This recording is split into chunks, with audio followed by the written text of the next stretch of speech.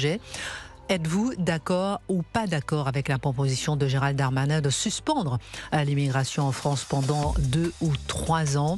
Réponse, 32% pas d'accord, 67% sont d'accord. C'est un sondage CSA pour CNews, Europe 1, le JDD. Donc 67% sont d'accord avec la proposition de Gérald Darmanin de suspendre l'immigration en France pendant 2 ou 3 ans. Et vous, qu'en pensez-vous? 01 80 20 39 21 pour réagir avec Christine Kelly. Il est 12h04 sur Europe 1. 11h30, 13h. Christine Kelly sur Europe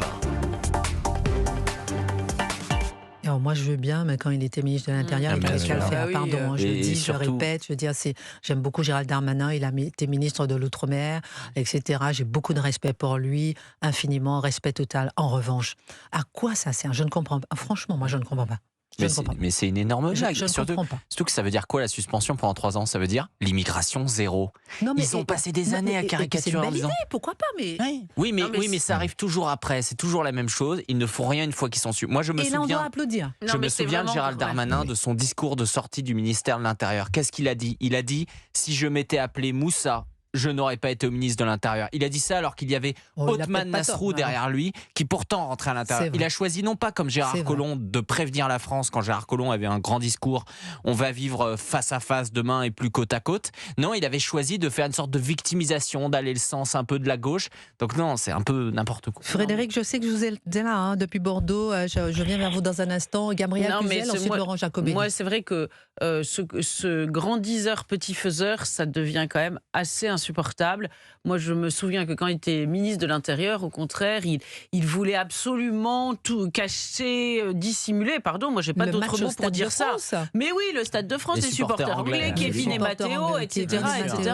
Il y avait beaucoup de Kevin et Matteo, si je peux me permettre. Donc, si vous voulez, il faut qu'il arrête de nous chanter Manon, si vous me permettez l'expression de ma grand-mère, parce que là, plus personne ne peut y croire. Non, je peux poser une question à M. Jacobelli parce que non. Bon, d'accord. Si. Allez-y, ma Gabrielle.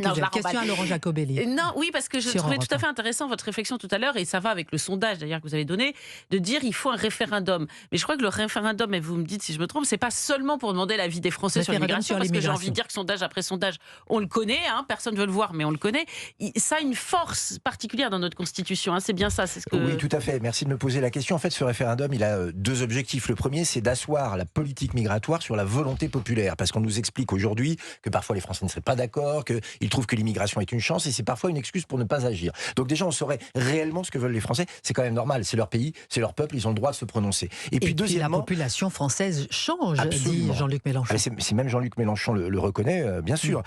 Et puis, ça nous donnerait une force constitutionnelle, parce que ce référendum serait un référendum constitutionnel avec un projet de loi, c'est-à-dire qu'il y aurait toutes les mesures que nous envisageons de prendre. Les Français diraient oui ou non sur ce projet, et donc constitutionnaliserait un certain nombre de mesures, ce qui nous permettrait notamment de passer au-dessus du droit européen qui nous impose un certain nombre de migrants. Je rappelle à vos auditeurs, Christine Kelly, que l'Europe s'apprête à donner une amende de 20 000 euros par migrant refusé aux pays européens qui les refuseraient. Donc on est dans une schizophrénie totale, c'est-à-dire qu'il y a un discours de durcissement, même à l'Union européenne, même chez Gérald Darmanin, chez M. Retailleau, et dans les faits, c'est le laxisme qui prévaut. Il faut que ça cesse. Et la seule digue possible, c'est le recours au peuple. Alors, Éric Tegner, ensuite je reviens vers Frédéric qui a dit qu'on a le visage de la faiblesse de la France. Un autre point pour éclairer les auditeurs, c'est important, parce que les auditeurs sur l'immigration, ils sont attachés à une certaine immigration européenne. Sur les 384 000 titres de séjour qui sont délivrés dont on parle, ça n'intègre évidemment pas les pays européens qui n'ont pas besoin de titre de séjour. Donc il faut arrêter, parce qu'en règle générale, c'est ça, c'est ouais, mais vous êtes contre, moi j'ai quand même un cousin, il vient de Grèce, il vient d'Italie, il vient de Norvège, il vient de Danemark. Tout ça, ça ne rentre pas dans ce calcul-là. On parle de tout ce qui est extra-européen. Frédéric, vous qui êtes, qui nous êtes, merci d'avoir patienté. Vous avez entendu la question d'actualité là justement. Donc on révèle le résultat du sondage CSA pour CNews Europe 1, le JDD. Êtes-vous d'accord ou pas avec la proposition de Gérald Darmanin de suspendre l'immigration en France pendant 2 ou 3 ans? 67% des Français sont d'accord. Qu'en pensez-vous, Frédéric? Écoutez, Christine, je vais partager votre avis là-dessus. Je ne vois pas le problème. C'est encore un effet de manche. Enfin, je comprends pas. Honnêtement, je suis comme vous. Je ne vois pas quelles sont les raisons profondes de suspendre dans 3 ans, pourquoi pas 5 ans, pourquoi pas 2 ans. C'est un effet de manche pour dire regardez comme il est abusé. D'habitude, c'est toujours pareil. Vous allez voir ce que vous allez voir. Ça ne veut rien dire. Pour moi, ça ne veut rien dire. Le problème, il n'est pas à prendre comme ça. Veut rien dire. Ok. Merci beaucoup, Frédéric. Merci beaucoup je vous en prie, de nous avoir appelés. Vous appelez quand vous voulez, mon cher Frédéric. Bisous à Bordeaux où j'ai fait mes études de journalisme.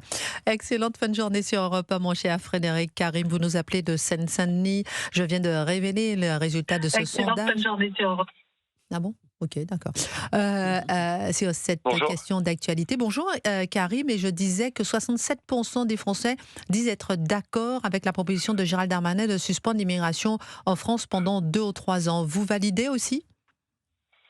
Je valide sur tous les propos. Bonjour, alors déjà c'est un honneur de passer à l'antenne, je suis ravi d'échanger avec vous et je voulais juste vous dire quand même que Europe 1 et CNews c'était une bouffée d'oxygène dans ce monde de brut et donc merci d'exister. Déjà première chose. Karim, merci beaucoup. C'est pas la loi de Darmanin, c'est Darmanin. Moi je n'ai pas confiance en tous ces gens qui ont causé la situation d'aujourd'hui et ils sont tous coupables et bien coupables.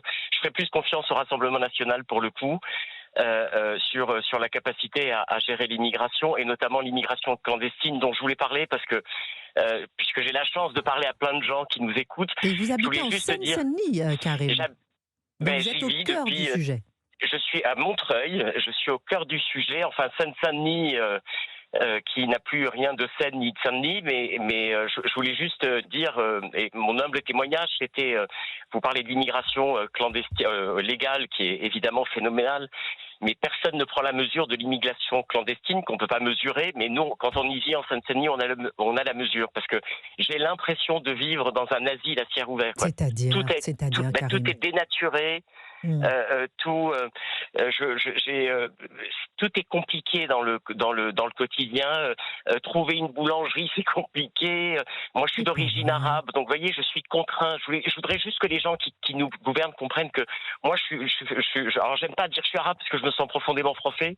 J'ai qu'une nationalité par choix.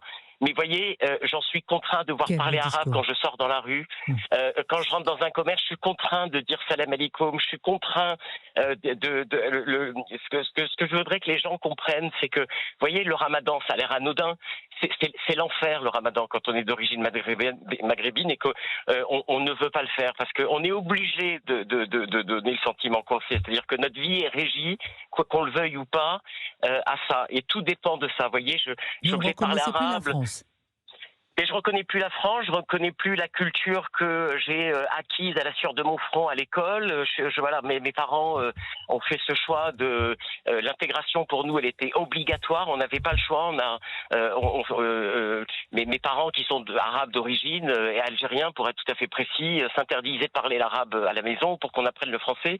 Et tout ça aujourd'hui est balayé. Je voudrais juste que les gens comprennent que c'est pas rien.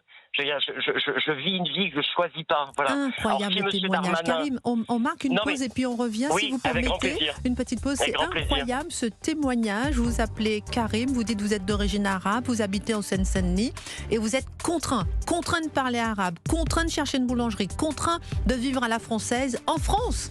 Incroyable. On marque une pause, on revient avec Karim, 34 ans, qui habite en Seine-Saint-Denis sur Europe 1. On termine avec ce sujet avec Karim. Karim, vous êtes incroyable de vérité. Moi, vous savez, Karim, j'ai mon petit cousin qui est métis. Ouais. Donc, sa mère est blanche, son père est antillais. Et comme vous dites, effectivement, à chaque ramadan, on lui dit « Ouais, pourquoi tu manges ton sandwich et tout, t'as pas le droit, etc. » Il est juste métis, il est français, il est antillais. Et j'entends bien ce que vous dites, comment c'est impossible de vivre, vous êtes contraint de vivre comme un Français en France, en Seine-Saint-Denis, Karim. Non, je suis contraint, de vivre comme un arabe alors que je suis né en France. C'est ça la problématique. Et le ramadan, à la limite, c'est 1 mois par an. Mais moi, tous les ramadans, si vous voulez. Alors moi, j'aimerais dire à Monsieur Darmanin, s'il nous écoute, que tous les ramadans, je prends le risque de me prendre un coup de couteau parce que une fois, je vais vous raconter une anecdote hein, et c'est la vérité. Une fois, je mange sans faire attention à un bout de pain. Je me fais agresser par 3 clandestins. Je suis désolé hein, de le dire, et qui arrivent avec un coup de couteau. Et j'ai eu la présence d'esprit de leur dire pardonnez-moi. Non, je suis pas musulman. Alors évidemment, j'ai une tête de basané. J'ai dit non, mais je suis juif, donc évidemment, je fais pas le ramadan. S'en est suivi un torrent d'insultes antisémites. Voilà, ça c'est 1 mois par an, mais en réalité c'est notre quotidien. Moi je veux bien que Darmanin et toute sa clique nous parlent d'intégration, d'immigration, mais on ne peut pas s'intégrer. Enfin moi j'ai eu la chance parce que j'ai 34 ans, j'ai vécu la dernière époque où on pouvait encore s'intégrer. Aujourd'hui on ne peut plus parce qu'on est assigné à résidence. Moi quand je me lève le matin, monsieur Darmanin et monsieur Retailleau, je suis un arabe aux yeux de l'État. Voilà, malgré tous les efforts que je fais, parce que quand je vais à la boulangerie, je suis obligé de parler arabe. Quand je vais à la mairie, je suis allé à la mairie et c'est véridique, d'Aubervilliers, la nana au service civil est en boubou avec une djellaba et elle est rousse, donc vous imaginez qu'il y a un tout petit peu de décalage. Voilà, donc alors peut-être que Darmanin fréquente pas ces quartiers-là, mais son slogan aujourd'hui, ça n'a aucun sens. La réalité, et je vous jure, moi j'ai eu la chance de faire des études, je pourrais travailler dans quel pays, parce que je me sens patriote, je lutte pour payer 40% d'impôts et rester dans ce pays. J'ai des enfants, c'est une catastrophe. Enfin, voilà, c'est compliqué de vivre en France quand on est français. J'ai une estime incommensurable pour le peuple français, et je voudrais juste, s'il vous plaît, Christine, si vous le permettez, c'est un arabe qui parle. Arrêtez de culpabiliser les Français, arrêtez de tomber dans ce panneau-là. Les Français sont le peuple le plus gentil, j'ai fait 2 fois le tour du monde, hein, le plus gentil, le plus compréhensible, mais il y a un moment, faut arrêter. Il y a un moment, c'est fini. Vous voyez, quand on en est au point aujourd'hui où quelqu'un français d'origine maghrébine arrive même plus à vivre, et quand je me lève le matin, je me dis mais qui je suis, voilà, c'est compliqué à vivre. Alors vous parliez d'immigration légale, c'est juste dingue, mais je vous jure, alors je peux même vous parler en arabe parce que vous voyez, j'en suis au point où quand je dis ça, les gens me disent ah mais c'est impossible, tu n'es pas arabe. Donc vous voyez, parce qu'on en est à un point où un arabe ne peut plus être gêné, ne peut plus avoir envie d'être français. On en est là.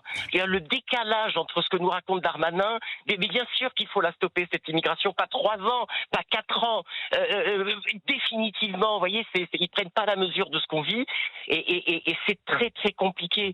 Voilà, donc mes parents ont tout fait pour qu'on puisse s'intégrer, ont tout fait, se sont privés de tout, et tout ça est balayé d'un revers de main. Parce qu'aujourd'hui, je vis dans un pays qui, de toute façon, n'est plus le mien. Parce que, voilà, je vis ailleurs. Je vis dans une espèce de gare où plein de gens se côtoient. Et l'immigration clandestine, je voudrais juste finir par là, elle est sans commune mesure, Christine Kelly, avec ce qu'on peut imaginer. Elle est partout. Elle est partout. Il n'y a pas un appartement en Seine-Saint-Denis, et j'y suis né, j'ai 34 ans, vous imaginez bien, j'ai fait le tour de la Seine-Saint-Denis, où il n'y a pas, dans chaque immeuble, des gens qui partagent des appartements, ils sont tous clandestins, personne ne travaille. Mais vous savez, je parle arabe, hein, j'allais dire, j'ai la chance de parler arabe parce que c'est ce qui me permet de survivre, c'est-à-dire que voilà, je peux me démarquer, et quand je suis en situation de trop-plein, je peux parler arabe pour dire, ben non, voilà. Mais et je ne vise personne, vous voyez, je suis fier de mes origines, etc. Mais plus encore que de mes origines, je suis fier de la France. Parce que la France, et s'il y a des gens dans ma situation qui m'écoutent, moi j'ai pas le cul entre 2 chaises. La France m'a donné à manger, m'a donné à bouffer, m'a soigné, m'a permis de faire des études, de très grandes études, m'a permis de voyager 2 fois, de faire le tour du monde. Donc, vous voyez, par affection, par loyauté, je n'ai qu'une nationalité, je n'en aurai qu'une. Voilà, moi j'ai pas le cul entre 2 chaises, pardon pour l'expression, et je déteste les gens qui n'ont pas la reconnaissance du ventre. Donc voilà, mais c'est compliqué, ça devient très compliqué. Voilà. Merci Karim, incroyable. Non, mais c'est la vérité.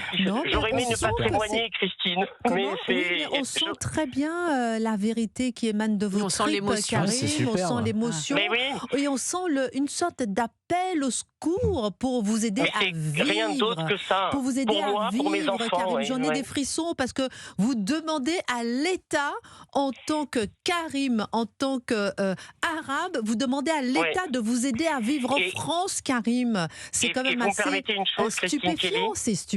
Votre témoignage est incroyable. Et c'est la raison pour laquelle nous, on parle de ces sujets. Et lorsque vous voyez Karim, on va vous dire que vous êtes facho, on va vous dire que vous êtes raciste. Moi, je n'ai pas de problème avec ça. Alors on parle de la réalité et on veut parler des gens, des Français comme vous, comme moi, qui aimons la France. Et on se dit, mais où va la France aujourd'hui ?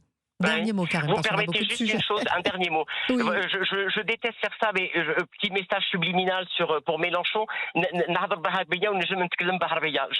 fais ça parce que on va vous dire, oui, mais cette personne-là. Non, c'est pas ça. C'est parce que beaucoup de gens vont vous dire, oui, mais cette personne, c'est un faux témoignage. Il est français et puis il se fait passer. Voilà. Je voudrais juste dire à Mélenchon, non, on a des témoignages comme ça. Voilà.